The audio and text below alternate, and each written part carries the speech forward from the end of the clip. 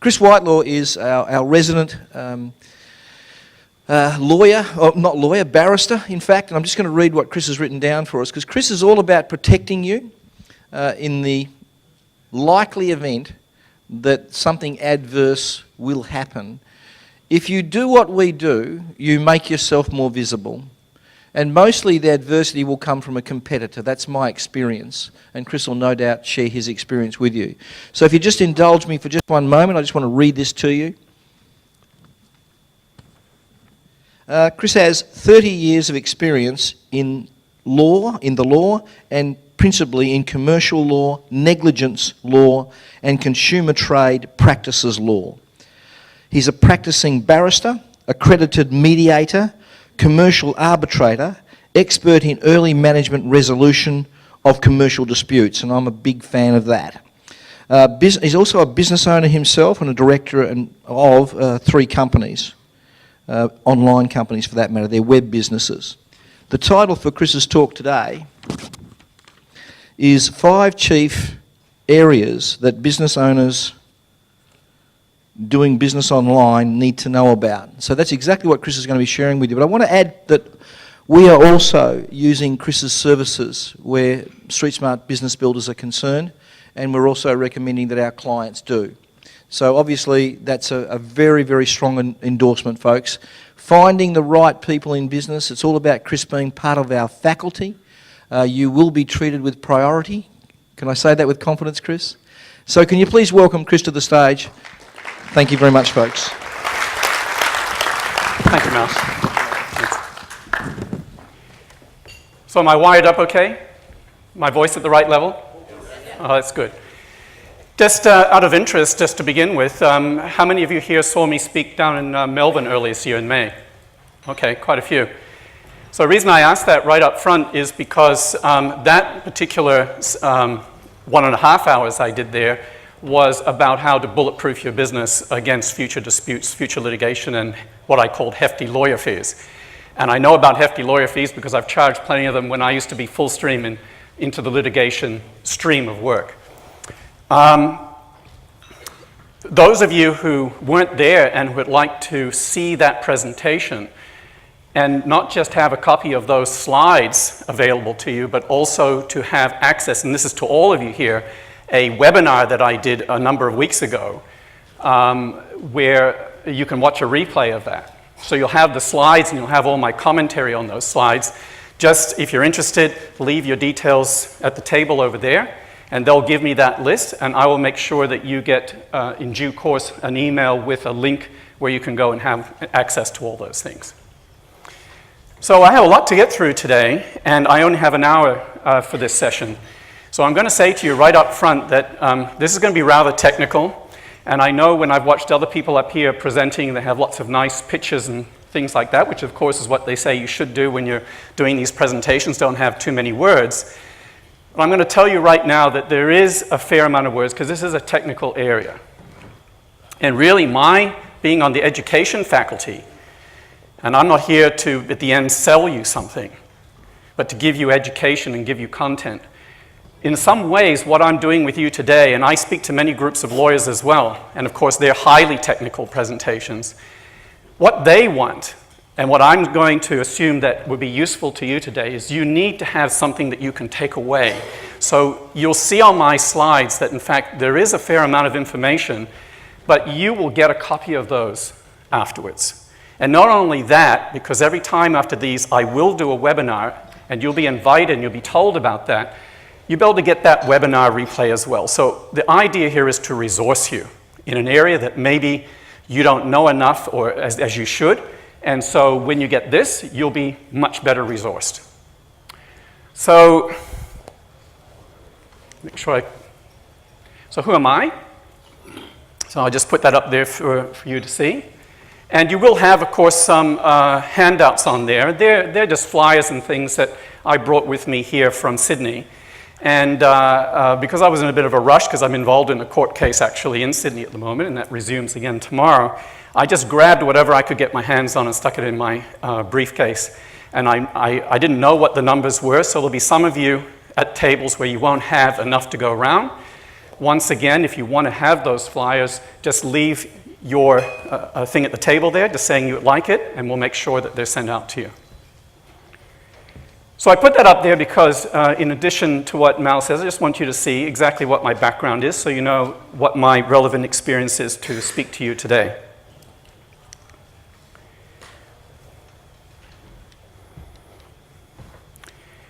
So a lot about being on the faculty here, and particularly in the area that I present on in this area of the law and what's relevant, and trying to help business owners in what many of people think is too complex, too difficult, and so on. And of course, what that means is that when an issue comes up, one of the immediate difficult issues for business owners is, you know, when is it too much? When should I say that I now need someone to help me? And of course, if you're a new business or you're a business with tight cash flow, the reality is that you will defer going to see someone who's going to charge you dollars from the moment you walk in their door for as long as you can. And your other worry will be that if I'm really not sure where I stand right now, and I'm really not sure exactly what's going to help me, but I have to go, if I'm going to go through the door of a lawyer, how do I really know that I'm going to get what I want? And how do I know that I'm actually going to get something that helps me, but I'm still going to have to pay for it? So these are just like practical issues. This is the reality of the situation. And so what I'm offering to you, and by being on this faculty, is to say it doesn't have to be that way anymore, because the way I'm trying to work with Streetsmart clients, in the same way that I do with people who find my website and come to me directly, is I don't believe that anyone should be charged a cent until we can work out precisely where you are now, what your issues are, and what can be done, and to lay it out very clearly for you. At that point, people, as with everything else, feel comfortable to make a decision to go forward and to spend some money. So here there are many ways, no cost at all, that you can stay in touch with me, liaise with me, communicate with me, have a conversation with me where there's no cost at all.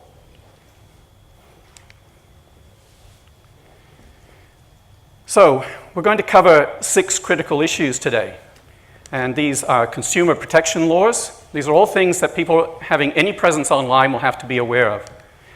Privacy laws, data protection rules and regulations, intellectual property rights, e-commerce issues regarding contracting online, and cyber crime risks. Now, again, I only have an hour, so I'm going to say to you again before I start, in some places I'll be going extremely fast, in others you'll only be getting a very small summary. And the reason for that is there's going to be follow-up. And in the follow-up will mean that the rest of what you don't get today will be added to this, and you'll be given access to it at your leisure, and you can review it at your leisure. But before I get stuck into the heart of it, I was here very early this morning, and I saw Ian presenting from the stage, and I saw him talking to people about the Millionaire Makeover and the Shock and Awe. And I was really impressed by what I heard, and as I was watching and listening, I decided that actually I wanted to throw something in there as a bonus. So I didn't even know that that was on. I just happened to arrive at that time and so on, so I wasn't able to say anything while Ian was here, but I've said that I did want to throw something in to anyone who today chooses to sign up to those major products, the Millionaire Makeover and the Shock and Awe. And this is the offer I put together for anyone who's still thinking about it, and I'll just let you know.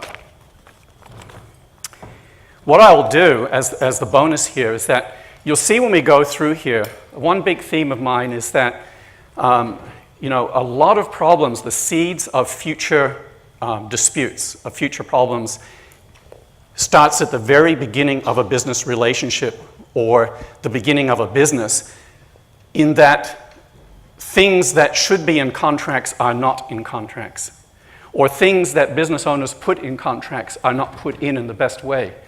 They're not put in a way that gives them maximum protection, and they don't have things in their contracts that can safeguard them and protect them and give them more control over future events if those future events happen. And these are the events that can lead you into expensive disputes and possibly into litigation.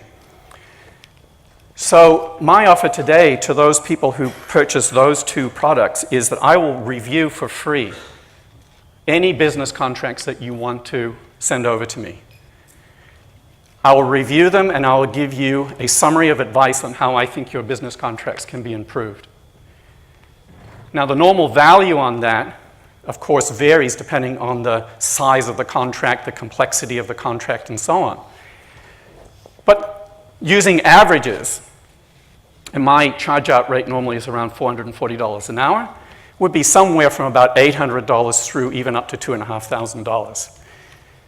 So that's the potential value, or that's potential cost to what I'm offering as a free bonus to those persons who choose to purchase those products today.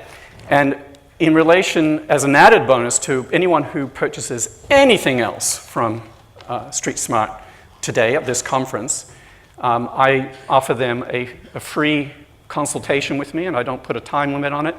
That those consultations would be either by phone or by Skype. So that's my special offer for today. Thank you. So let's get into the heart of this. Consumer protection laws. Right? This is an enormously important area, and if there's an area where you could easily fall into trouble, it's going to be here. There's a whole big area of law in this area of don't mislead, don't deceive. It's very, very big in this country. Don't make any material misrepresentation, false representations about your product or service. Don't make any representation about a future matter.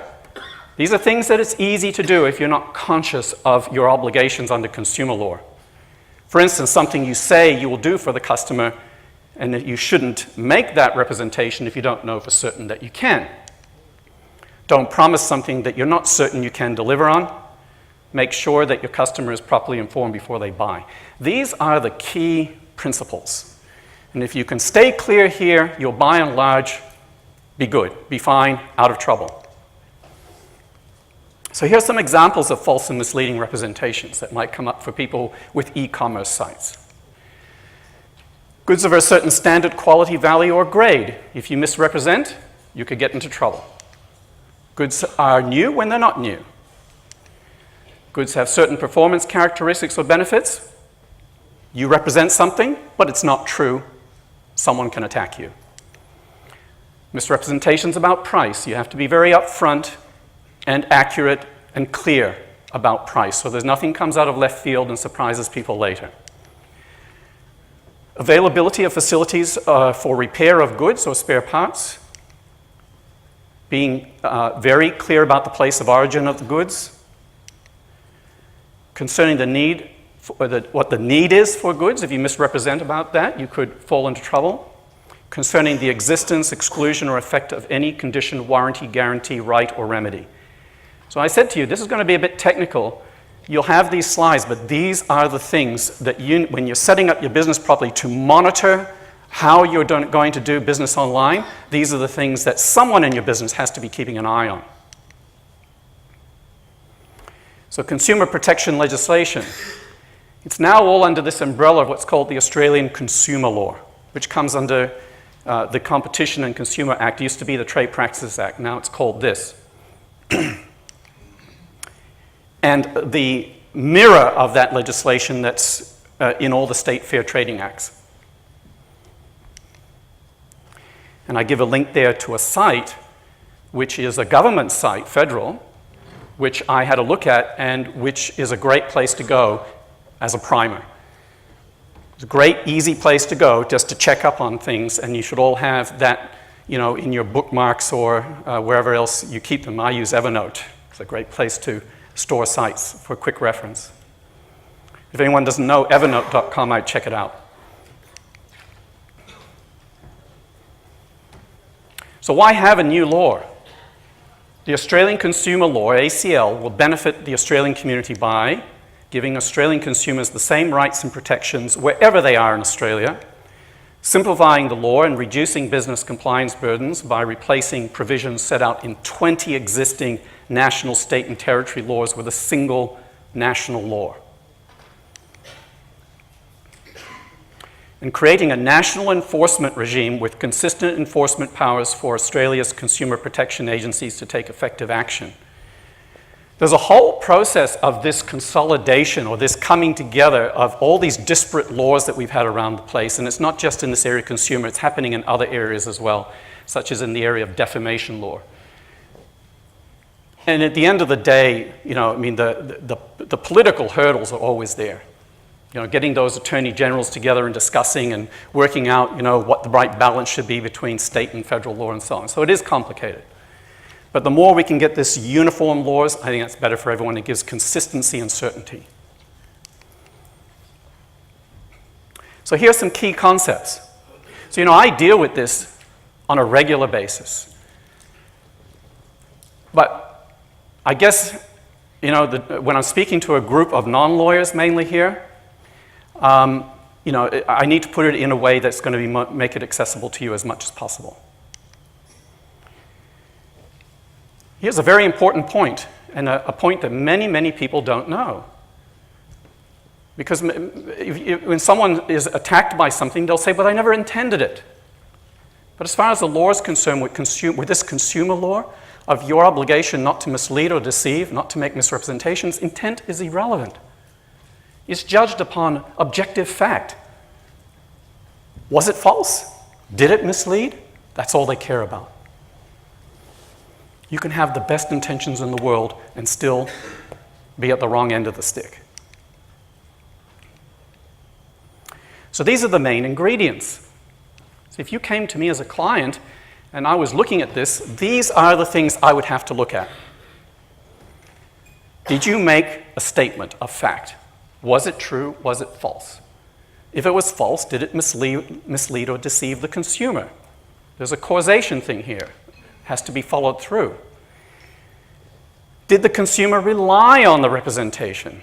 See, some people will say, well, you didn't tell me the truth, but when you investigate it, you can actually find that they knew that and they didn't rely on it at all. So that action would go nowhere. And as a result, they suffer some kind of a loss. Those are the ingredients. In some circumstances, silence can constitute this misleading or deceptive conduct. And again, this is an area where it's easy to fall astray if you don't know this. You may think, I just won't say anything about this. If I don't say anything, I can't possibly get in trouble. But no, you can. Because of if there was something clearly you should have said to the person you're doing business with, that you're transacting with, that would have made a difference to their buy decision, well, you have an obligation, if it was material to their buying decision, to let them know. Making false predictions.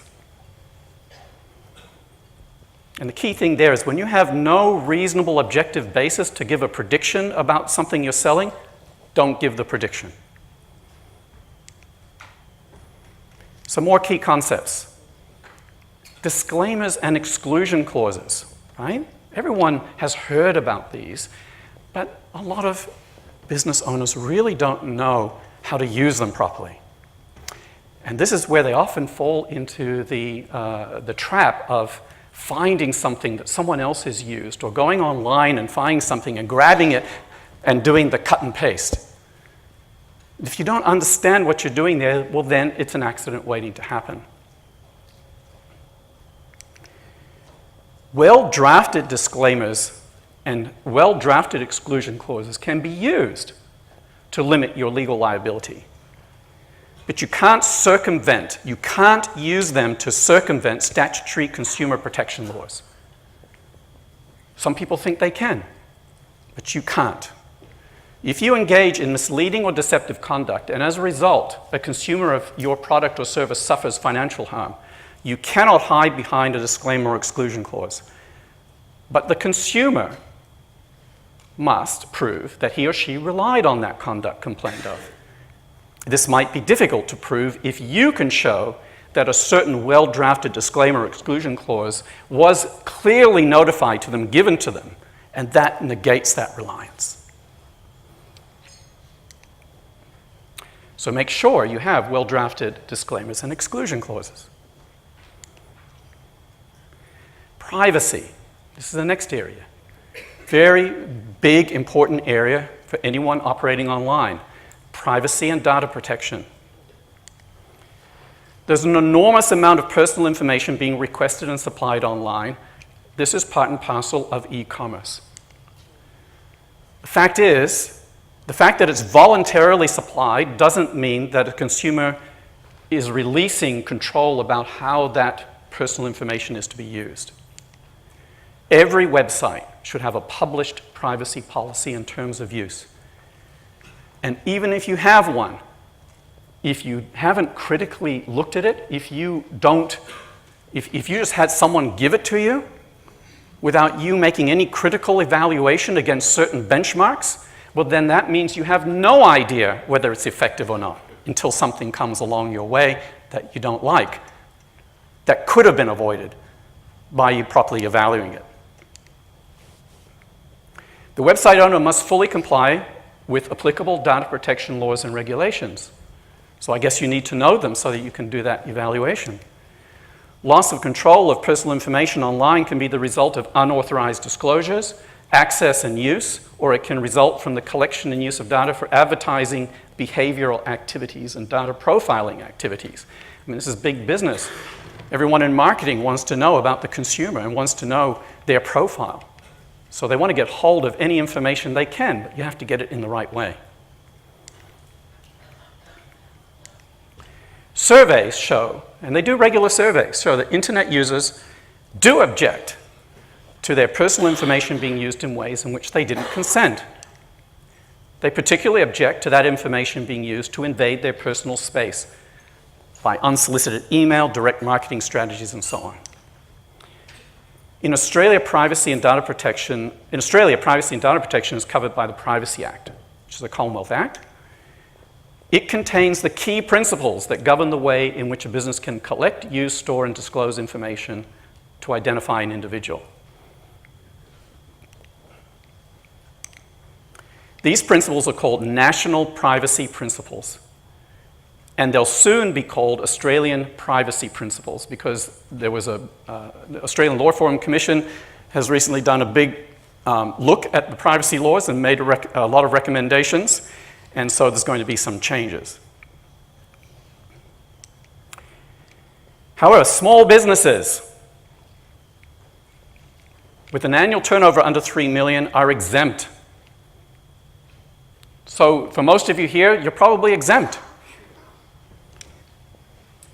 But you still need to pay attention to it. Based on the Bureau of Statistics figures from June 2009, 94% of businesses in Australia have annual turnover of less than $2 million. Hence, the majority of businesses have no legal obligations under the Act, but any business is free to elect to opt in to the National Privacy Principles by registering with the Federal Privacy Commissioner, which is now part of the Australian Information Commissioner. And why should you do that? Because it's going to be better for your business to do that, because of the fact that people won't trust you if they don't see that you're doing this. So you have good commercial reasons, even if you're not legally bound. You're doing it for good commercial reasons. The public operates on trust and credibility when it comes to your website. Here are the 10 key privacy principles. Let's go through them pretty quick. So only collect necessary personal information to conduct your business. Information must only be used for the purpose for which it was collected unless consent is given for other uses. And you can seek that consent. Reasonable steps must be taken to ensure that the information is accurate, complete, and up to date. You must take reasonable steps to prevent the misuse, loss, or unauthorized access of personal information. And you must clearly document and make available your policies regarding the use of personal information. So you see, that's a fair number of things for you to take on board, be aware of, and do something about. And the purpose of today is to elevate your awareness to a higher level so that you can critically look at what you're currently doing and where you're going and make sure that you are addressing these issues when you should in order to avoid something coming out of left field because you weren't aware, because you didn't know what you didn't know, and now you do. Individuals supplying personal information have the right to access the information and correct it. You have to give them that facility. And access should be granted upon request. If your website doesn't permit that, you're not complying with this principle. Individuals have the right to remain anonymous when dealing with an organization, wherever that is practical and lawful. You are restricted in the collection of information of a particularly personal or sensitive nature, such as race, politics, religious affiliations, etc. In June 2010, the government released 13 new Australian privacy principles in an exposure draft, and it plans to introduce a new privacy bill into Parliament that will implement 98 recommendations of the Australian Law Reform Commission. So changes are afoot. The Act permits use and disclosure of personal information without consent for specific direct marketing activities. The aim of the Act is to control how organizations use personal information rather than to grant individuals a right of privacy. A business can use non-sensitive information for the secondary purpose of direct marketing to the provider of the information if it's not practicable to obtain the individual's consent before the marketing occurs, and if the person's given the right to opt out of receiving such marketing. The online business must provide a prominent statement advising individuals of their right to opt out of receiving such material. So you stick to those guidelines. These permissions are given under the Act to do direct marketing. The main concern regarding use of personal information for marketing purposes relates to the collection of non-personal data such as browsing patterns, which can lead to identification of an individual. This is referred to as behavioral advertising. Businesses are legally obliged to maintain confidentiality in respect of information imparted in confidence, such as credit card details. The central obligation is that you must take reasonable steps to keep personal data that you collect secure. And in Australia, there is no mandatory requirement to notify breaches of security that allows personal data to fall into the hands of third parties it was never intended for. It has only voluntary notification guidelines. Spam. We've heard a lot about that over the years. I'm not sure how many people, though, fully understand the spam laws, so here it is. Electronic junk mail, no consent, unsolicited, comes all governed by this Act. The Spam Act 2003, because the Privacy Act didn't outlaw it, so they had to fill the gap. The Privacy Act actually allowed organizations to collect and use personal information for the primary purpose of their businesses. So if the primary purpose was spamming, then the Privacy Act permitted the business to use spam to collect information relevant to the business. That's why they had to close the gap. The Privacy Act also allowed a business to send direct marketing material. We covered that before. So it covers emails, instant text messaging, and short message services, the SMS, but doesn't cover telephone and fax. Spam must be commercial in nature. Private messages to individuals are not covered by the Spam Act. It's enforced through the Australian Communications and Media Authority. It will not be spam if the sender can show that the receiver has a reasonable expectation that your message will be sent to him or her electronically. But you need to put in the unsubscribe option. It applies to spam originating in this country and sent anywhere in the world, and also to spam coming from overseas to an address accessed in Australia.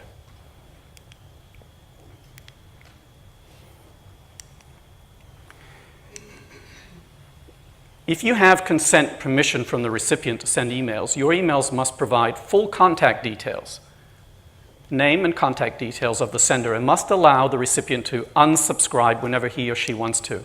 The Act prohibits the use of address harvesting software and the use of lists generated through the use of such software for the purpose of sending spam. See, the other day I was approached by someone who said that she'd been to an internet conference and she had purchased some software which she said, I can give to you for $150, that will, once you load it in, will scan the websites in your area of businesses and harvest for you all their addresses. Well, at the time she told me that, I wasn't quite sure until I checked it out whether that would breach these laws or not, but it seems based on this that it would, because it's a harvesting exercise, and I don't directly had not directly obtained their consent and permission to send them emails. But on the other hand, by putting up your website and it might be in some cases that by putting your details up there, there's a reasonable, you're sending out a message that you want people to use your details to contact them. So possibly, if it came to the argument, maybe it isn't.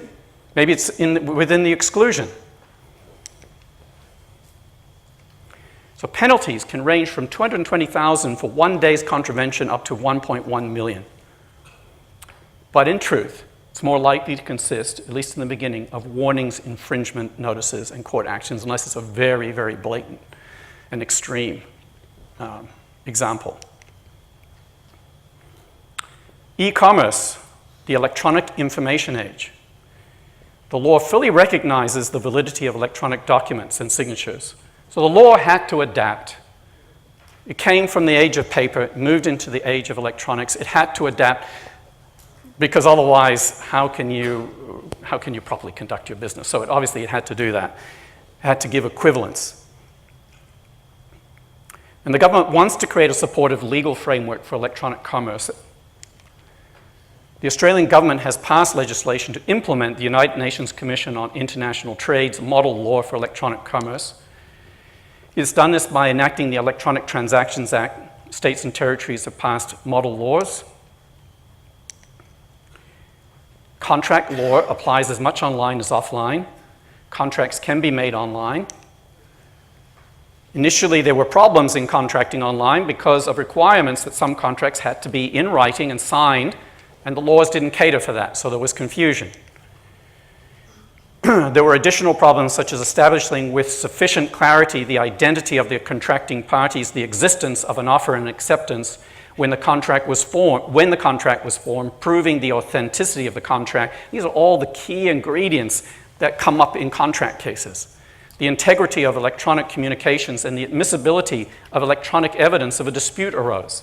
All these things had to be addressed.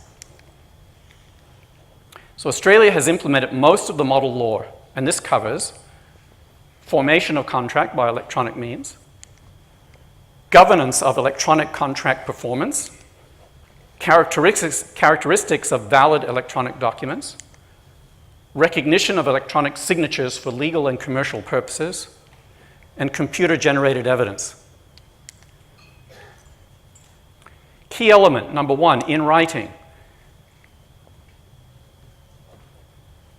So it has equivalence now, the electronic document. And I tell you, these days, even in court cases, a huge amount of stuff now is done electronically, and it's just going more and more that way. It means less time that lawyers have to go to the actual physical courthouse in the early stages. Things can be done electronically. So it must be able to be accessed for subsequent reference. If a person is required to provide information electronically, he or she must comply with the requirements about the type of software or electronic communication to be used and requirements relating to verification of receipt. Signature. Electronic signature is any means of electronic authentication of the identity of the person and their intent to be associated with that document. It can include an encrypted digital signature. Some of you are probably already using this, I'm sure. You can use an electronic signature to replace a manual signature to show you approve certain information in the electronic record. So you can use an electronic signature to replace a manual one, but this will not prove the integrity of the electronic record.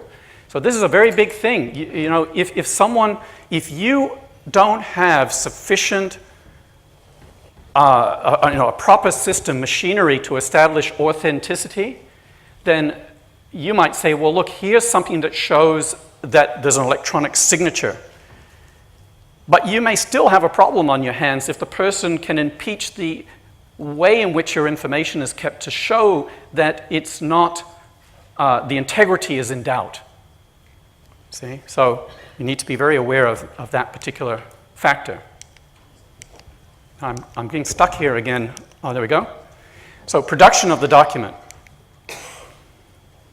So system of keeping the document must allow its production so that it can then be equated to a paper document. The integrity must be maintained. The information must be accessible for further future reference. Retention of the communication, it must be available for subsequent retention. If it has a paper equivalent or duplicate, that must also be kept. The origin, destination, date, and time of electronic communication must be shown on the communication. See, there's a lot of little points here, easy to overlook. Proof of dispatch. The Act provides default rules for determining when and from where an electronic communication is sent and when and where it is received. Proof of attribution. The common law rules apply in this area. A person who claims to be the originator of an electronic communication will only be bound if, in fact, it was sent by him or her or with his or her authority. These are all issues that come down to proof. So if your system doesn't facilitate easy proof, it may be deficient. A business that's engaging in e-commerce transactions must be using software that will allow it to satisfy these rules that govern online electronic transactions. Failing to do this could lead to dire consequences if someone who you do business with chooses to challenge a transaction on the basis that one or other of these critical elements isn't satisfied. Thanks. Online contracts. There are many legal issues here to do with online purchasing and selling. Offers and acceptances can be made electronically, as stated. Common law rules for contracting have been adapted to the online environment. There are business-to-consumer contracts and business-to-business. Business-to-consumer contracts must ensure they don't offend consumer protection laws. The main point of difference between online and offline contracting is in the way in which information is provided to a purchaser and the way in which communication between the parties takes place. That's the key thing that needs to be looked at. So a number of persons buying online is increasing. I think we all know that. A survey done in 2010 found 88% of households were using internet to purchase goods and services. 90% of businesses have internet access. 25% of businesses receive orders via the internet. 94% of all large businesses have a web presence. Australian business internet income increased by 15% in 2009 to 2010, representing 143 billion. So contracting online is big. So I put this up here again just because non-lawyers may sometimes get confused in this area of what the law regards as a contract and what is an invitation to treat, which is not yet a contract.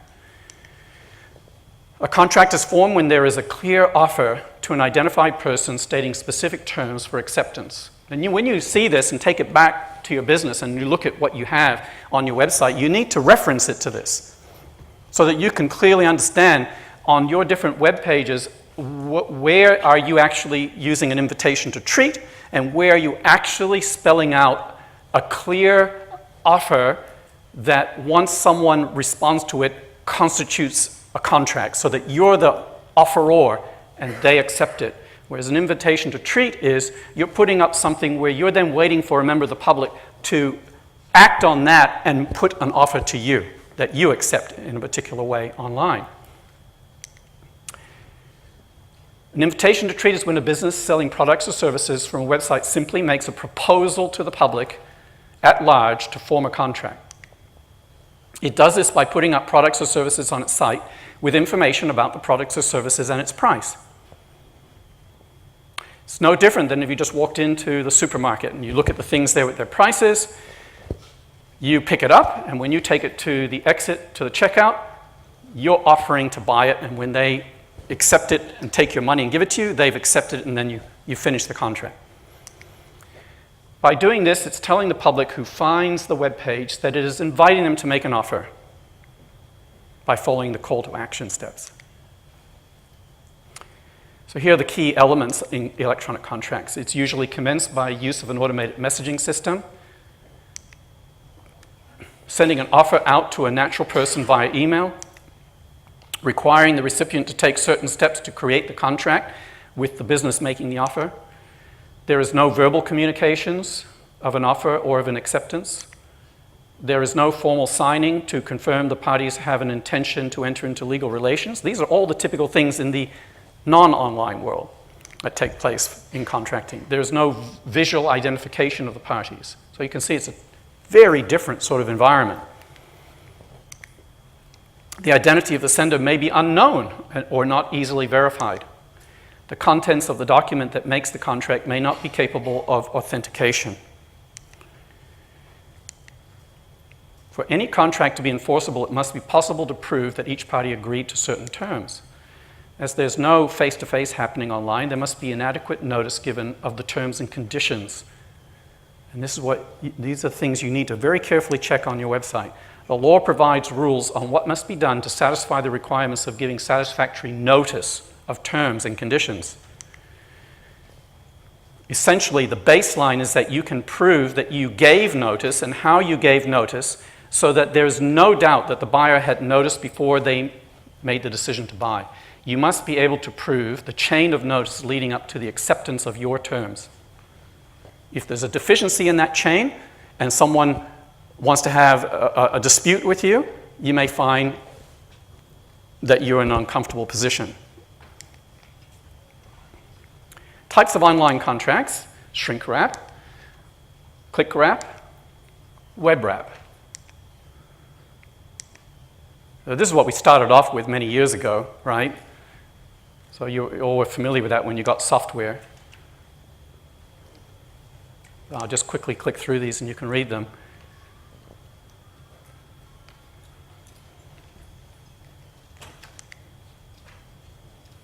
So that led to a number of court cases. And many of those contracts or alleged contracts were struck down as unenforceable. Key thing, a purchaser must be given the opportunity to read and then accept or reject the terms. That's the essential thing. So in click wrap, when a purchaser visits a website to purchase some goods, purchaser is required to click on I agree button before proceeding. The I agree button refers to the vendor's terms. Vendors must ensure that the terms being agreed to and accepted by the buyer are clearly written and easy to read before buyer proceeds further with the purchase. Adequate notice must be given. If all this is done, then failure by buyer to read the terms is no excuse. They can't undo the contract because they chose not to read what you made available to them. In web wrap, these contracts involve the provision of information on a website which user downloads after agreeing to terms of the download. These terms might state how the user is able to use the information once it's downloaded, e.g. whether they can use it on their own site, disseminate it to others, use it for commercial purposes, and so on. So the person who's allowing them to do that sets the terms of the use. Usually information cannot be accessed, copied, and downloaded until the user has clicked a mandatory I agree. The terms must be clearly visible and clearly stated before the user is required to agree. It's okay to provide links to terms and conditions as long as it's made clear to the user what they need to do to access and view the terms. So here's some concerns. Most of us don't bother to read or properly read the terms and conditions on online contracts before we agree. Who would agree with that? Yeah. Because we assume that the contract's not negotiable. So what's the point? Well, we just don't have the time. We're too busy. We prefer to rely on reputation of the vendor. That's the credibility trust factor. Trust is a key factor for consumers. Buyer concerns. Research has consistently shown consumer concerns re protection and use of personal information. This highlights the need for every website that sells online to have a properly drafted privacy policy that is easily detectable by any visitor to the website. So I really stress that if you haven't reviewed yours, if you haven't had it checked out, it's time to do it. Recent research has shown that online consumers will pay a lot of attention to the visual aspects of an e-commerce site, more so than to content. Many will assess credibility of a site based on its overall visual design. Studies conducted of e-commerce websites have found that too many sites fail to provide adequate pre-purchase consumer information. So I'm giving you a checklist basically here. You can take from this and make a checklist out of these slides. Fail to provide adequate pre-purchase consumer information, including delivery of charges, return policy, privacy notices, and security features. Recent research conducted by ATTRIBUTION of the top 1,000 consumer websites found that 50% of them attempted to, this is really interesting, disclaim responsibility for the accuracy of the information on their sites. 50% had disclaimers of warranty clauses. So in other words, they're saying, I'm warranting this, but now I'm disclaiming it. And 66% tried to limit their liability in some way. So, again, if the credibility and trust factor is major in the consumer's mind, if these things are appearing, well, that may unsettle that trust and credibility.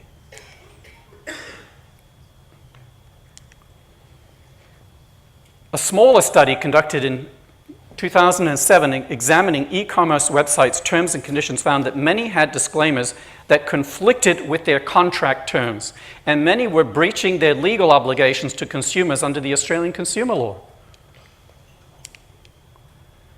Some sites had disclaimers that tried to exclude liability in relation to goods complying with their description, quality, and fitness. Overall, these recent studies have shown that many online businesses are engaging in misleading or deceptive conduct or providing misleading representations to consumers. Some websites use disclaimers that try to limit the time frame in which a consumer has to return defective, faulty, or damaged goods. Your obligations under consumer law to provide transparent, effective legal protection, to pay due regard to the interests of consumers and act in accordance with fair business advertising practices, to disclose relevant information to consumers about yourself, your business, about your goods or services being offered, and about the terms, conditions, and costs associated with transacting with you. Bottom line, you need to ensure that the consumer is sufficiently informed to make an informed decision about whether or not to enter into the transaction with you. Before purchase, the consumer must be able to identify precisely the goods or services he or she wishes to buy, be able to identify and correct any errors or modify the order, express an informed and deliberate consent, etc. You have to provide the consumer with easy-to-use, secure payment mechanisms and information. You need to provide an appropriate dispute resolution and redress mechanism. It's in your interest to do this. So, here's what should be, the guidelines say should be on your website. I'm going to have to keep rushing through this now. Okay,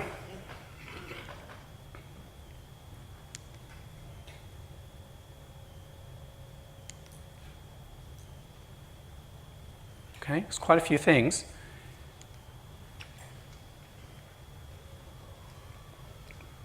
As I said, this is a ready reckoner checklist that you will have here to go through afterwards.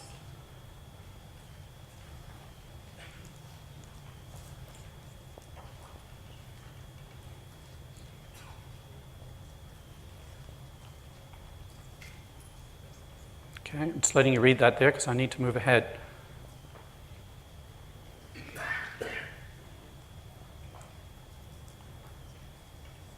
Okay. Clear information about how you handle personal information, how you're complying, because this is the credibility thing, with these national privacy and personal data protection laws,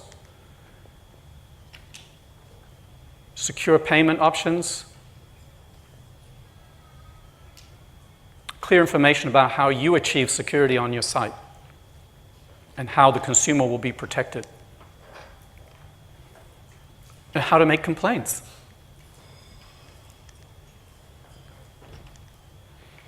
Okay, we're pretty close to the end now, so I'm going to be okay on this. This slide here is about as far as I'm taking you, unfortunately, on intellectual property. And I think you know that intellectual property covers copyright, trademarks, and patents. I could do a whole hour, an hour and a half on this, so it's just not time. But I'm going to give you information on this. So when you, in the follow-up here, and you're given, you make it clear you're interested, and I will then send you a link, you will be able to pick up something from a Dropbox that will have this fully developed for you. And if Mal and Ian want, I'm happy to do specific webinars on each of these matters, because I know how important it is. And I know that these are areas that you can get dragged into horrible disputes and litigation. But there are things that you can do and should do to minimize that risk. So it's very worthwhile to do a webinar on each one of these things.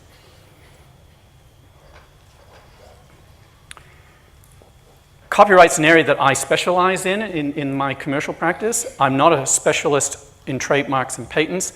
They themselves are very specialized areas, and some of you would know, if not most of you, that when trademarks are involved or patents are involved, there is a breed of lawyer or attorney out there called a trademark lawyer and a patent lawyer.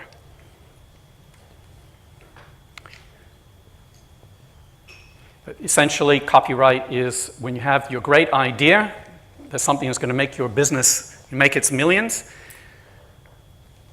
and you formalize that in some material way, that you put it down on a piece of paper or in code or whatever. Anything that is represented in some physical fashion, in writing or in electronic means, that's what you protect by copyright. It's the material representation of the idea. You don't have copyright in ideas by themselves. They have to be set out in some material fashion. That's what you copyright. Trademarks is some sort of a graphic or a mark or something you use in the marketplace to use to bring attention to your business, to uniquely associate it with your business. So they can have enormous commercial significance. And patents are different types of things that you can invent, different processes and things that are inventions and original that you can get a patent protection on.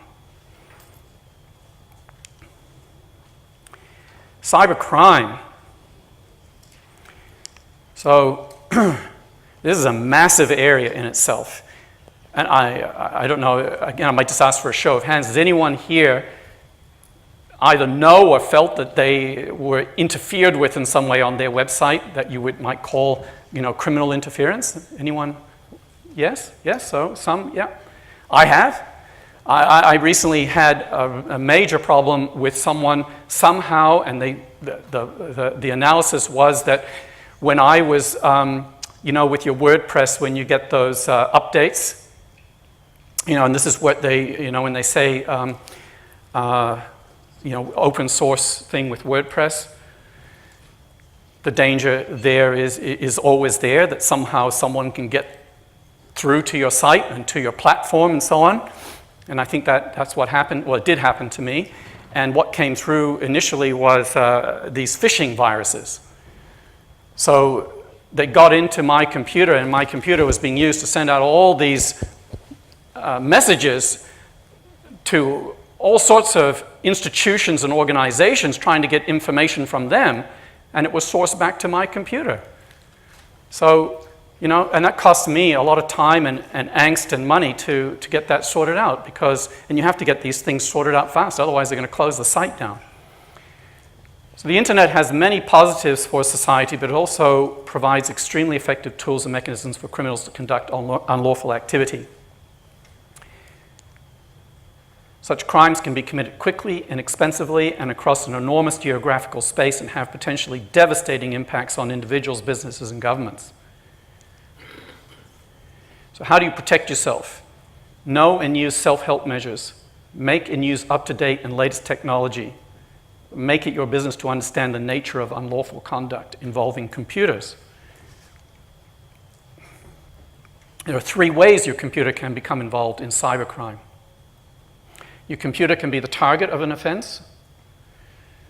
which is what happened to me. A hacker hacks into your computer and steals, sorry, not quite this one, but steals private information, tries to cause damage to your computer or your computer network. Your computer can be incidental to an offense where an outsider tries to store information on your computer to keep it safe from law enforcement agencies. Your computer is used as a tool for committing an offense without you knowing. That's what happened to me. Yep, I'm finished. So I think we're pretty much, at the end. As I said, you're going to get these slides, and plus you can, if you use any of these methods here, and I think some of you will have those brochures and things, important thing is this: if you want to use me as an ongoing resource, because I'm on the faculty here for Streetsmart, you need to let them know by leaving some sort of a note with them that you are interested, because then you can get invitations that I can send out to you, and I'm asking for your consent, your permission, that you want me to do this. So I can invite you into certain forums for business owners, places that can keep you resourced. And the whole point of that is this: when I speak to a group of business owners like today, and I say somewhere along the line that one of the big problems that we all have as business owners is, and it's not just like with this, I mean, if you're starting to have a dental problem, or your children are, of course your concern is, well, who's the best person to go through? And maybe I need a second opinion, but how many people do I have to visit and hear what they say and pay their fee to get to the answer I need and I want? I'm trying to dissipate that problem in the area of the law, so that by using me as a resource, if your first place is to come to one of those forums or to connect with me on LinkedIn and so on, you can raise issues safely in those forums, knowing that there's no one's going to charge you while you're investigating those questions. Where do I stand right now? What are the implications? What are my next best steps? What is the expertise that I need access to right now? These are all the fundamental first questions, and I don't want you to have to be concerned about getting those questions answered quickly, because it may count for a lot that you get answers quickly. And if I can't help you directly, I can certainly use my network to put you in touch with people that I believe have the right level of skill and credibility and so on to handle it for you. And I'm done. So there you go. Thank you.